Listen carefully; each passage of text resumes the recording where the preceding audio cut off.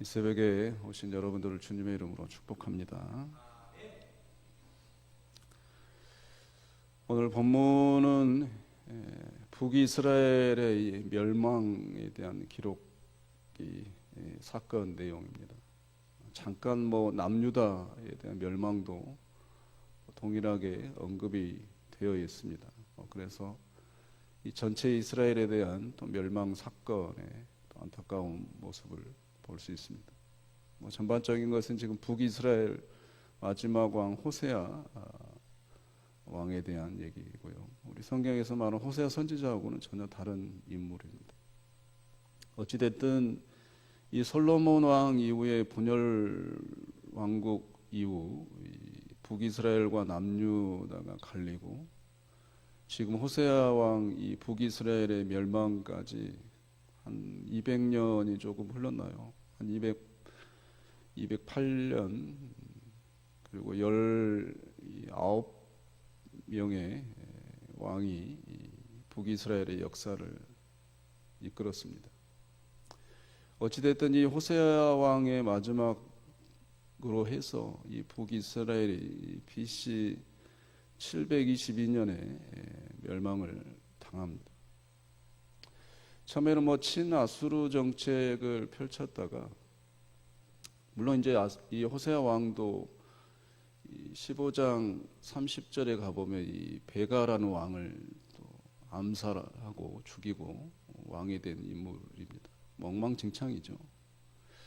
근데 결국에 이제 BC 722년에 멸망을 당하고 이 아수르라는 나라에 끌려갑니다. 이스라엘의 민족들이 거의 끌려갑니다. 근데 문제는 이 아수르가 이 로마 시대처럼 이 혼합주의 정책을 펴니다. 그래서 이 아수르 자국민들과 결혼도 시키고요. 근데 종교적 이 혼합주의도 또 이끌고 그들의 어떤 정신, 유대 정신이라고 해야 되나, 선민사상, 이 모든 것을 그냥 뿌리채 없애버리기 위한 정책을, 혼합 정책을 펴죠. 그래서 결국엔 이 북이스라엘은요, 말 그대로 혼합이 됩니다. 오늘 말씀에 쭉 읽어보면 자기들의 신들, 아수르로 이주한 사람들, 유대인 할 것 없이 이게 혼합이 되죠. 이 남유다도 BC 586년에 망하게 되는데 또 남유다도 이 바벨론으로 포로로 끌려가게 되는데요. 결국엔 이 남유다 사람들은 어찌됐든 그곳에 가서 이 혼합 정책에 좀 휘말리지 않았나 보죠. 그래서 다시 이제 고레스라는 왕에 의해서 남유다가 다시 이제 유다 땅으로 와서 정착을 하게 되는데 이때부터 이제 이스라엘 민족의 역사에 서로에 대한 반목이 생겼 이유가 거기에 있습니다. 남유다 사람들은 우리는 바벨론 포로에 끌려갔을 때도 우리끼리 어떤 선민 사상에 똘똘 뭉쳐서 우리는 혼합되지 않았다라는 자긍심으로 유다 땅으로 돌아왔고요. 이 북이스라엘 사람들은 오늘 본문에 나와 있는 대로 아수르로 끌려갔는데 혼합주의에 그냥 빠져버립니다. 그냥 섞인 거죠. 혈통이 섞여온 거예요. 그래서 나중에 이제 다시 해방이 돼서 북이스라엘 땅으로 정착하게 되는데 이 남유다 사람들은 사람 취급을 안 하죠. 왜냐하면 혼합됐기 때문에. 그래서 예수님 시대 때에도 사마리아 사람 하면 우리로 말하자면 개처럼 개보도 못한 사람으로 여기잖아요. 그런 역사적 반목이 지금 오늘 본문에부터 시작이 됩니다. 20절에 보면 재미있는 말씀이 있는데요. 이 북이스라엘 사람들이 하나님의 앞에서 이제 쫓겨짐을 당하죠. 그래서 그 땅에서 이제 내쳐집니다.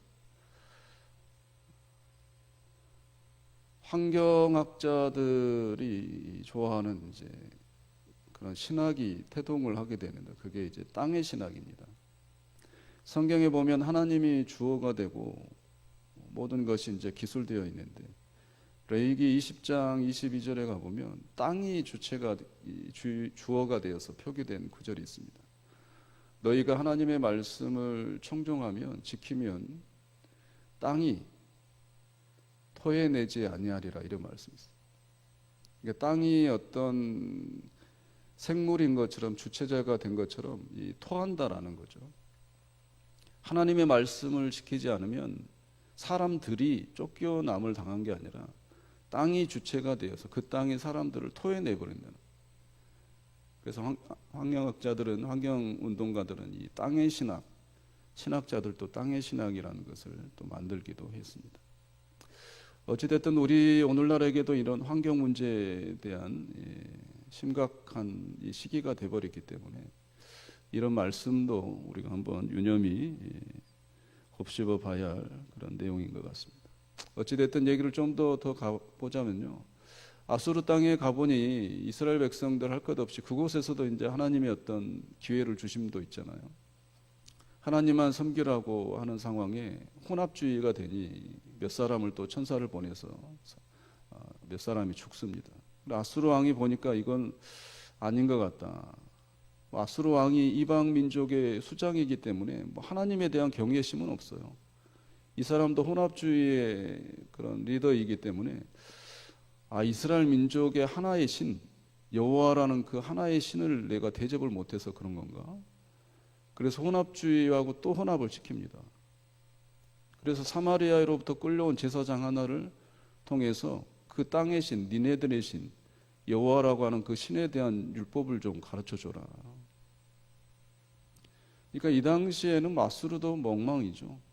사마리아 사람으로부터는 제사장 출신, 교육을 어디서부터 받았는지, 그 제사장의 출신이 뭔지, 그 제사장이 하나님의 정도의 앞에 서서 얼마나 제사장다운 제사인지 이런 기준 룰은 전혀 없어요. 그냥 대충 누구나 다 세우는 거죠. 그러니까 이 사마리아로부터 온 이 제사장도 역시 이 혼합주의에 대한 그런 것을 다 가르칩니다. 엉망이죠. 몇 번 말씀드렸지만 32절 보면 우상의 특징은 하나입니다. 우상을 만든 이유는 자기를 위하여. 오늘날도 똑같습니다. 사람들이 우상 숭배하는 이유 목적은 단 하나예요. 자기를 위하여. 우리 기독교와 다른 이유는 우리는 하나님을 위하여잖아요. 하나님의 영광을 위하여잖아요. 그러나 이방 민족 혼합주의 모든 이 우상들은 목적은 하나입니다. 자기를 위하여. 반대로 우리가 경각심을 가져야 될 이유 중에 하나는 내가 신앙생활을 하면서 나를 위하여면 어쩌면 그 하나님도 우상일 수 있습니다. 성경이 말한 하나님이 아니실 수 있어요. 우리가 예배를 드릴 때도 나를 위하여, 그럼 그 예배도 우상인 거죠.